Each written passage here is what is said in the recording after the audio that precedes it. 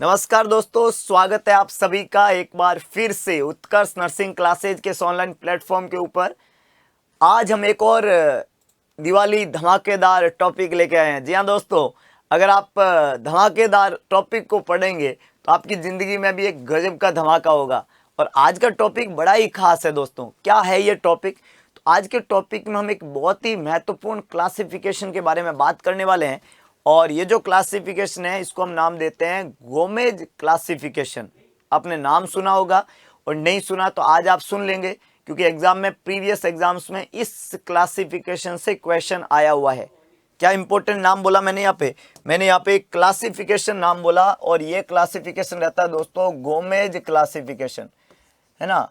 कई लोगों ने पहली बार नाम सुना होगा, कई लोगों ने इसको पहले सुना होगा, लेकिन थोड़ा धुंधला धुंधला है कि सर वापस भूल गए, है ना, क्योंकि इसका जिक्र हमने बार बार पीडियाट्रिक जब हम पढ़ते हैं तब हम करते हैं। गोमेज क्लासिफिकेशन क्या है, एग्जाम में इससे क्या क्वेश्चन बने हुए हैं, एक इम्पोर्टेंट टॉपिक है दोस्तों। गोमेज क्लासिफिकेशन सबसे पहले होता क्या है? This classification is use to classify the category of malnutrition. तो बेसिकली ये एक असेसमेंट का तरीका है, एक क्लासिफिकेशन का तरीका है माल न्यूट्रिशन की सीवियरिटी का पता लगाने के लिए। तो we can say the classification is use to classify the severity of malnutrition in an individual. और ज़्यादातर पीडियाट्रिक एज में ऐसा होता है कि बच्चों में माल न्यूट्रिशन बहुत कॉमन है, न्यूट्रिशनल डेफिशिएंसी डिजीज बहुत कॉमन है, प्रोटीन एनर्जी की कमी होना बहुत कॉमन है। तो ऐसे बच्चों में माल न्यूट्रिशन का क्लासिफिकेशन करने के लिए इस स्केल को काम में लिया जाता है। तो सबसे पहले गोमेज क्लासिफिकेशन के बारे में हम बात करें कि ये कहाँ यूज आती है, तो दिस स्केल, याद रखना, this classification is used to classify the severity of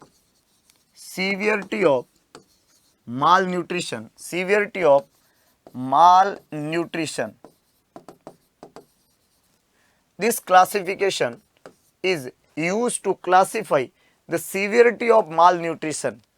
malnutrition की severity मतलब एक न्यूबॉर्न बेबी है, एक बच्चा है, उसके अंदर कितना सीवियर माल न्यूट्रिशन है, इसका पता मुझे अगर लगाना है तो मैं इस क्लासिफिकेशन को यूज करूंगा। इस क्लासिफिकेशन का जो बेसिक क्राइटेरिया रहता है वो रहता है एज फॉर वेट। मतलब यहाँ पे जो क्लासिफिकेशन का तरीका है उसको एज को वेट से कंपेयर करते हुए परसेंटेज वैल्यू निकाली जाती है। तो जो स्केल है उसके अंदर यूज किया जाने वाला जो क्राइटेरिया है वो है एज फॉर वेट। ये सर क्या है, अभी हम इसको थोड़ा सा डिफाइन करेंगे, आपको पता चल जाएगा। पर यहाँ पे हम जो क्लासिफिकेशन का तरीका काम में लेते हैं वो कौन सा रहता है, एज फॉर वेट। तो ये एक और सवाल बनता है कि गोमेज क्लासिफिकेशन जो है वो किसके ऊपर बेस है, तो ये बेस है एज फॉर वेट के ऊपर। वैसे आपको पता होना चाहिए कि जब हम माल न्यूट्रिशन की बात करते हैं तो कुछ माल न्यूट्रिशन एक्यूट माल न्यूट्रिशन होते हैं, कुछ माल न्यूट्रिशन क्रॉनिक माल न्यूट्रिशन होते हैं। दो तरह के माल न्यूट्रिशन है, एक्यूट और क्रॉनिक। तो ये जो acute and chronic mall nutrition होता है दोस्तों, इसके अंदर क्या होता है कि तीन कैटेगरी बनाई गई है। जैसे अगर किसी को हम ये बोलते हैं कि साहब इसमें एक्यूट माल न्यूट्रिशन है ना, माल न्यूट्रिशन है, या किसी मरीज के अंदर हम बोलते हैं कि इसके अंदर क्रॉनिक माल न्यूट्रिशन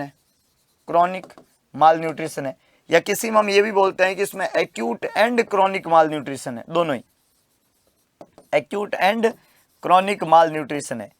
तो ये जो तीन चीजें हम लिखते हैं कि भाई एक्यूट माल न्यूट्रिशन है या क्रॉनिक माल न्यूट्रिशन है या acute and chronic malnutrition है, तो व्हेनेवर वी से एक्यूट माल न्यूट्रिशन, तो वहाँ पे हम क्या करते हैं कि वेट फॉर हाइट का कंपोनेंट, कि भाई हाइट तो नॉर्मल रहेगी, वजन इतना ज़्यादा अफेक्ट होगा यहाँ पे। मतलब यहाँ पे जो है वास्टिंग होती है ना, एक वास्टिंग होता है कि स्टंटिंग होता है। तो जब वेट अफेक्ट होता है तो वास्टिंग कहलाता है, हाइट अफेक्ट होता है तो उसको स्टंटिंग कहते हैं। तो इन एक्यूट माल न्यूट्रिशन वहाँ पे नॉर्मली देखने को मिलता है वास्टिंग। क्या देखने को मिलता है? वास्टिंग। और जब वास्टिंग होगी तो इसका पता हम लगाते हैं वेट फॉर हाइट। और ये आपको एग्जाम में पूछा जाएगा कि एक्यूट माल न्यूट्रिशन का अगर पता लगाना है तो तरीका बताओ, तो जवाब है वेट फॉर हाइट। और एक्यूट माल न्यूट्रिशन में क्या होती है? वास्टिंग। अगर आपको कोई पूछे क्रॉनिक माल न्यूट्रिशन, मतलब मैं बोलूँ स्टंटिंग, यहाँ पे मैं क्या बोलूँ? स्टंटिंग। तो अगर मेरे को स्टंटिंग का पता लगाना है तो बोले तरीका बताओ, तो हम यहाँ पे बोलते हैं कि स्टंटिंग का पता लगाने के लिए हम यहाँ पे जो मेथड काम में लेते हैं उसको बोलते हैं जो है आपका हाइट फॉर एज, है ना, कि उम्र के साथ में जब हाइट अफेक्ट होती है तो उसको स्टंटिंग वाला तरीका कहते हैं। तो height for age, chronic malnutrition में हाइट फॉर एज, ये क्रॉनिक माल न्यूट्रिशन है। और जब दोनों साथ में हो, मतलब एक्यूट एंड क्रॉनिक, मतलब वास्टिंग एंड स्टंटिंग, ऐसा बोलते हैं हम यहाँ पे कि भाई वास्टिंग भी हो रहा है एंड स्टंटिंग, जब ये दोनों चीज अगर एक साथ हो, स्टंटिंग एंड वास्टिंग दोनों एक साथ हो, तो यहाँ पे तरीका में काम में लेंगे weight for age, weight for age, तो ये होगा वास्टिंग एंड स्टंटिंग। अभी हमने इसमें यही बात किया कि जो गोमेज क्लासिफिकेशन है वो उसमें हम यूज करते हैं वेट फॉर एज, है ना। यहाँ पे ये जो गोमेज क्लासिफिकेशन है इसमें हमने क्या यूज करना है, वेट फॉर एज, इसको वेट फॉर एज लिख दीजिएगा, एज फॉर वेट नहीं, वेट फॉर एज। क्या बोलेंगे हम इसको, वेट फॉर एज। तो अगर मैं वेट फॉर एज काम में लेता हूँ, इसका मतलब ये जो है acute and chronic mall nutrition की कैटेगरी में आएगा। तो Gomez classification acute and chronic mall nutrition का एग्जाम्पल है। इसके अंदर हमने जो सीवियरिटी ऑफ माल न्यूट्रिशन है उसका पता करना है और उम्र के हिसाब से वजन यहाँ पे हम असेस करते हैं। तो weight for age is the component of this classification. आपको ये समझ में आ गया कि ये वेट फॉर एज और वेट फॉर हाइट और हाइट फॉर एज होता क्या है। जैसे बहुत सिंपल तरीके से मान लो किसी बच्चे को डायरिया हुआ, 5-7 दिन से डायरिया हो रहा है, तो क्या उसकी हाइट कम हो जाएगी? नहीं, पर उसका वजन कम हो जाएगा, बिल्कुल। मतलब वजन में चेंजेस तो होगा पर हाइट में नहीं होगा। तो ये जो 10 दिन का डायरिया है वो एक्यूट माल न्यूट्रिशन है। एक्यूट माल न्यूट्रिशन जब भी हुआ, एक्यूट कंडीशन जब भी हुई और जिससे बॉडी में न्यूट्रिशन का कमी होगा तो वजन अफेक्ट होगा, तो उसको कंपेयर हम किससे करेंगे, हाइट से। इसको बोलते हैं वेट फॉर हाइट। लेकिन अगर मान लो किसी बच्चे में लंबे समय से डायरिया चल रहा है, साहब 1 साल से इसको बार बार डायरिया हो रहा है, तो ये क्रॉनिक कंडीशन हो गई, अब एक्यूट थोड़ी है। अभी कोई 10 दिन का या 2 दिन का डायरिया नहीं है, 2 साल से है, जब से पैदा हुआ है बार बार डायरिया हो रहा है, तो इस बच्चे का हाइट उतना नहीं बढ़ेगा जितना बढ़ना चाहिए। जब क्रॉनिक माल न्यूट्रिशन होता है किसी में, किसी भी रीजन से, तो उसमें स्टंटिंग होती है। तो हम उम्र से कंपेयर करते हैं हाइट को कि भाई इतनी उम्र में इतनी हाइट होनी चाहिए, इस बच्चे का नहीं है, इसका मतलब इसको क्रॉनिक लंबे समय से चलता आया हुआ ये माल न्यूट्रिशन है। तो जब क्रॉनिक माल न्यूट्रिशन होता था हाइट फॉर एज। और हमने बोला अगर किसी बच्चे में दोनों चीजें साथ में हो जाए कि भाई एक्यूट और क्रॉनिक माल न्यूट्रिशन दोनों साथ में हो गई, तो उस केस में दोस्तों क्या होगा कि उम्र के हिसाब से उसका वजन उतना नहीं होगा जितना नॉर्मली होना चाहिए। तो इसको हम जो है स्टंटिंग प्लस वास्टिंग दोनों साथ में काउंट करते हैं। गोमेज क्लासिफिकेशन बेसिकली इस कंपोनेंट के ऊपर काम करता है जिसको वेट फॉर एज के नाम से जानते हैं। अब इस गोमेज क्लासिफिकेशन के अंदर जब हम माल न्यूट्रिशन को क्लासीफाई करते हैं तो उसकी सीवियरिटी इंपॉर्टेंट है, जिसको हम माइल्ड, मॉडरेट और सीवियर ऐसा जो है कंडीशन वहाँ पे गोमेज क्लासिफिकेशन हम पढ़ते हैं, या 1st degree, 2nd degree, 3rd degree और 4th डिग्री, जिसमें एक तो है नॉर्मल, एक है नॉर्मल, एक है माइल्ड, एक है मॉडरेट और एक सीवियर। तो कैसे ये रहता है उसको हम समझने की कोशिश करते हैं। तो मान लो यहाँ पे एक तो हम बोलते हैं सीवियरिटी, सीवियरिटी, ठीक है, और यहाँ पे हम बोलेंगे expected percentage value, expected percentage value, है कि नहीं। कैसे निकालेंगे, उम्र के हिसाब से वजन कितना है उसके आधार पे एक परसेंटेज वैल्यू निकलेगी। मान लो 100 परसेंटाइल होना चाहिए, वो 90 है या 60 है या 40 है या 20 है, ऐसे, है ना। तो सीवियरिटी जो रहती है उसमें 4 कंपोनेंट है, मैंने बोला आपको। हम इसको नॉर्मल कब बोलेंगे, एक तो ये रहता है सीवियरिटी में, जैसे हम बोलें तो एक तो हम नॉर्मल कब बोलेंगे, नॉर्मल। दूसरा हम इसको माइल्ड माल न्यूट्रिशन कब बोलेंगे, माल न्यूट्रिशन कब बोलेंगे। हम इसको मॉडरेट माल न्यूट्रिशन कब बोलेंगे, मॉडरेट। और हम इसको सीवियर माल न्यूट्रिशन कब बोलेंगे, मॉडरेट। और एक हम इसको सीवियर माल न्यूट्रिशन कब बोलेंगे, सीवियर माल न्यूट्रिशन कब बोलेंगे। ऐसे 4 कैटेगरी यहाँ पे बनाते हैं। नॉर्मल कब बोलेंगे, माइल्ड कब बोलेंगे, मॉडरेट कब बोलेंगे और सीवियर कब बोलेंगे। अगर मैं नॉर्मल की बात करूं तो मोर देन 90 अगर परसेंटाइल है अकॉर्डिंग टू द एज और वजन, मोर देन 90 है तब ये नॉर्मल है। जो हमारे एग्जाम का सवाल बना हुआ है वो है कि सीवियर कब बोलेंगे, जब ये लेस देन 60 है।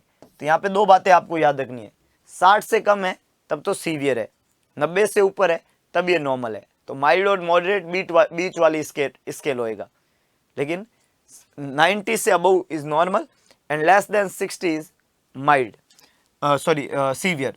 तो माइल्ड कब कहते हैं, तो माइल्ड है आपका 75 से लेके 89, ये माइल्ड वाली कैटेगरी में आएगा 75 से 89।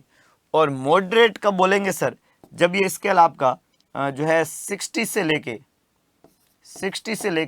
74 है, तब इसको मॉडरेट बोलते हैं। और सीवियर कब बोलते हैं, जब ये लेस देन 60 है। और नॉर्मल कब बोलेंगे, जब मोर देन 90 है। ये बीच का क्या रहेगा, माइल्ड और moderate, and that is severe and that is severe and that is normal. So this is known as Gomez classification according to the severity. Very easy है ना। जैसे क्या पे चार्ट भी हमारे पास में, जिससे आप इसको डिग्री में भी कभी कभी काउंट करते हैं, तो डिग्री भी बोलते हैं और माइल्ड मॉडरेट और सीवियर भी बोलते हैं। तो जब डिग्री में भी आप बोलते हैं तो इसमें देखिएगा वेट फॉर एज इसका कंपोनेंट था हमने बताया, और परसेंटेज वैल्यू यहाँ पे निकाली जाती है, और माल न्यूट्रिशन की कौन सी कैटेगरी है, कितनी सीवियरिटी है। तो हमने बोला मोर देन 90, मतलब यहाँ पे आप देख रहे हो 91 से 100 है ना, तो ये तो आ गया आपका नॉर्मल के अंदर। अगर वहाँ पे है 76 टू 90 तो ये आ गया 1 डिग्री में, 61 टू 75 तो आ गया 2nd डिग्री में, और लेस देन 60 है तो ये किस में आ जाएगा, 3rd डिग्री में। तो एक सिंपल सा तरीका है कि आप किस तरीके से इसको क्लासीफाई करेंगे, कब इसको माइल्ड, यही डिग्री जो है 1st डिग्री हम क्या कहते हैं, इसको माइल्ड बोल दो। तो एग्जाम में दोनों मेंशन है, डिग्री में बोल दिया तो भी आपको निकालना है, और माइल्ड मॉडरेट सीवियर बोल दिया तो भी आप आराम से वहाँ पे बता सकते हो कि भाई माइल्ड कब है, मॉडरेट कब है, सीवियर कब है। हाँ, ये एक और इम्पोर्टेंट बात है यहाँ पे कि जो हमने अभी पढ़ा है इसमें 76 कर दीजिएगा इसको, कि एग्जैक्ट 90 को किस में मानेंगे। जैसे इसको है ना ये 75 नहीं होके 76 होएगा, एग्जैक्ट 90 तो माइल्ड में आएगा, 90 से अबव है तो वो नॉर्मल है। ये एक छोटा सा पॉइंट है जो एग्जाम में आपको थोड़ा कंफ्यूज कर सकता है।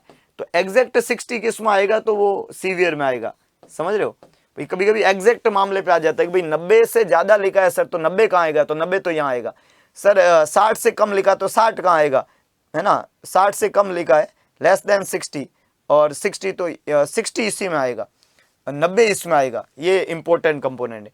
और 61 टू 75 जो है वो आपकी 2nd डिग्री के अंदर आ जाएगा। तो इस तरीके से 1st डिग्री, 2nd डिग्री और 3rd डिग्री, माइल्ड, मॉडरेट और सीवियर। ये है सीवियरिटी ऑफ माल न्यूट्रिशन। एक क्लासिफिकेशन स्केल है, माल न्यूट्रिशन तो है ही, लेकिन माल न्यूट्रिशन कितना सीवियर है। और जो एग्जाम का मैंने बोला सवाल पूछा है वो 3rd डिग्री से पूछा हुआ है। एग्जाम ये भी आएगा कि भाई गोमेज क्लासिफिकेशन किसी बच्चे का हमने रूल आउट किया और वो 60% आया, 60%, तो बताओ ये कितनी सीवियरिटी है, 1st degree, 2nd degree, 3rd degree या 4th डिग्री। तो जवाब आ जाएगा 3rd डिग्री। या आपको ये पूछा कि ये माइल्ड है, मॉडरेट है, सीवियर है या प्रोफाउंड है, तो ये सीवियर है। या ये आ गया ये नॉर्मल है, माइल्ड है, मॉडरेट है या सीवियर है, तो जवाब है सीवियर, क्योंकि 60 और उससे कम तो सीवियर में आता है। अगर आपको ये नंबर दे दिया कि साहब गोमेज क्लासिफिकेशन के अंदर जो है वो 80 नंबर है, तो बताओ ये किस में आएगा। तो 80 जब आपको बोला जाए तो आप कहोगे ये माइल्ड के अंदर है, या आप कहोगे ये 1st डिग्री के अंदर है। डिग्री में पूछे तो 1st डिग्री है, नहीं तो माइल्ड है, क्योंकि 80, 76 और 90 के बीच में आता है। एक बहुत ही इंपॉर्टेंट क्लासिफिकेशन स्केल है। एक छोटा सवाल आपको ये क्लासिफिकेशन स्केल दे के जाएगा। बातें बहुत छोटी छोटी है, लेकिन जब आपको पता हो स्केल के बारे में तो आप जवाब आराम से दे सकते हो। और 3 कंपोनेंट और याद रखने, मैंने बोला weight for height that is acute malnutrition, height for age that is chronic malnutrition, and weight chronic malnutrition और weight for age acute and chronic malnutrition. तो इस तरीके का ये क्लासिफिकेशन था, गोमेज क्लासिफिकेशन। और I hope आपने कुछ नया जो है आज सीखा है और कुछ अलग टाइप का सीखा है। और इसी तरह की चीज़ें जो है वो पढ़ने और सीखने के लिए जुड़े हुए रहिए उत्कर्ष के इस बेहतरीन प्लेटफॉर्म पे। हम मिलेंगे एक दोबारा इसी प्लेटफॉर्म पे एक नए टॉपिक के साथ में कुछ और इम्पोर्टेंट चीज़ों को लेके। तब तक के लिए जय हिंद, जय भारत, जय महाकाल।